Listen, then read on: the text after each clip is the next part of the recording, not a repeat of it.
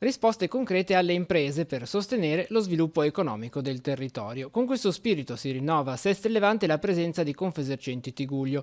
Nella nuova sede di Via Ficol, il sindacato dei commercianti mette a disposizione servizi di consulenza e sportelli di assistenza gratuita in materia di paghe, lavoro, contabilità, fisco, sicurezza sul lavoro e formazione per tutti coloro che fanno impresa. Tutti i tipi di servizi legati naturalmente al mondo fiscale e tributario, oltre al mondo poi del sindacato e a una serie di corsi adibiti che sono sia corsi di crescita personale e anche corsi obbligatori, perché comunque ci sono dei corsi che sono obbligatori a certi tipi di attività. Quindi qua diciamo che si trova tutto ciò che si può trovare tra virgolette anche in uno studio commerciale. Ecco, questo è importante dirlo perché molte volte quando si parla di Confesercenti non sanno di fatto che cosa facciamo. Spazi rinnovati, uffici rinnovati, anche un'aula corsi che ospiterà appunto questa attività di formazione.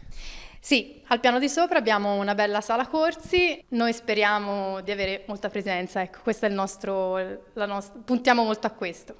Ci sarà l'inaugurazione e si partirà subito con 2 corsi gratuiti a cui possono partecipare tutti.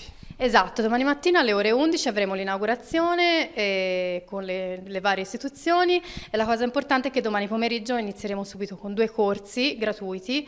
Uno è sullo scontrino fiscale, il nuovo scontrino elettronico, e l'altro sulla sicurezza del lavoro, che tra l'altro è obbligatorio, cioè fa anche punteggio per chi è obbligato a farli, ecco. Quali saranno gli orari di apertura degli sportelli?